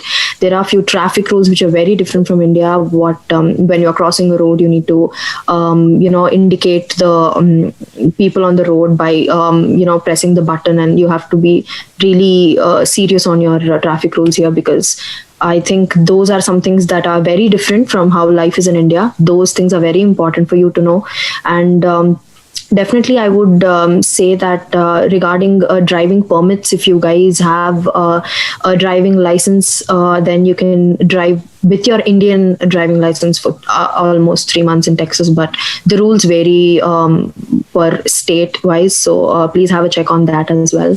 I think there are many issues regarding mental health or any other emergencies. There's always contacts for different kinds of emergencies. You'll find them on the UT Dallas website or any of your university websites. You can definitely find your emergency contacts regarding mental health issues, like in times of pandemic.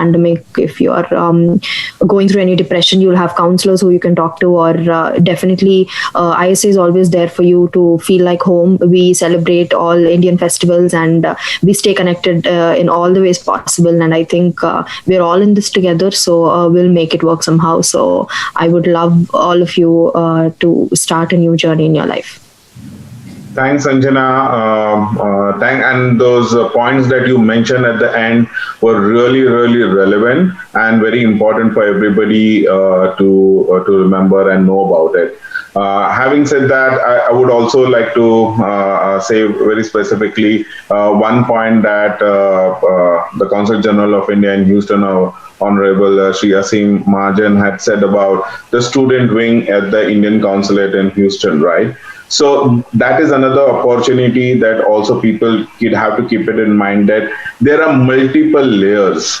What we are trying to explain to you in this today's webinar is that please don't get bogged down. Please do not think that, oh, what am I going to do that? No. If you try to find opportunities, there will be plenty of opportunities.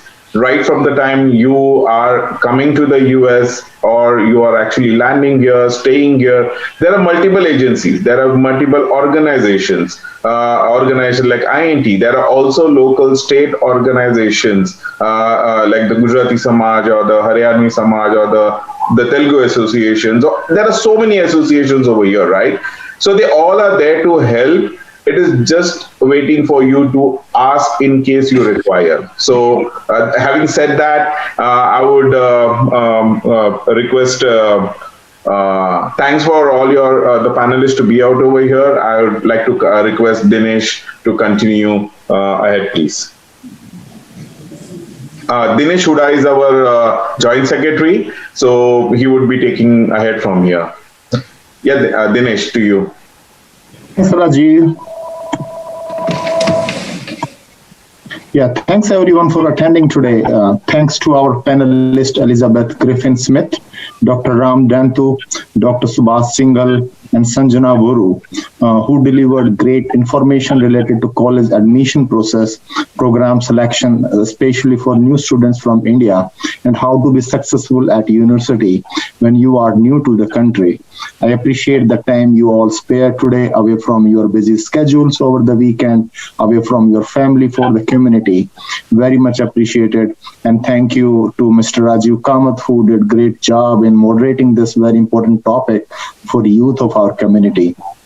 It's more important than ever now during this pandemic, and we would like to thank all our sponsors who stood by the institution of IANT and believed in what we do for the community by supporting us and continue to support in these challenging times.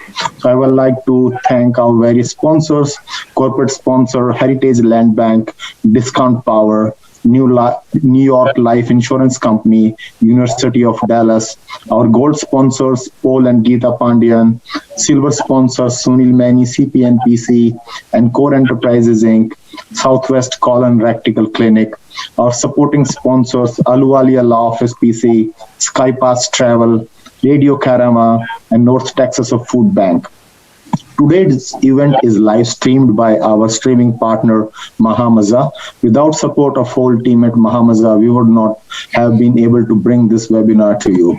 So I want to request all community members through this webinar to support India during this COVID-19 pandemic. India Association of North Texas is targeting to raise $100,000 to send required help back to India in terms of medical supplies or helping the affected families through US-India Chamber of Commerce and other non-profit organizations working on the ground in India. So no donation is small, and please open your wallets to send the much required help to India. To donate, please go to www.iant.org and look for donate button just above the COVID relief flyer. So once again, a big thank you to all panelists for today's webinar, IANT board, trustees, and a special thanks to our sponsors. Without these sponsors, our activities would not have been possible. So thank you everyone for attending, and this adjourns the webinar for today. Thank you. Thanks a lot.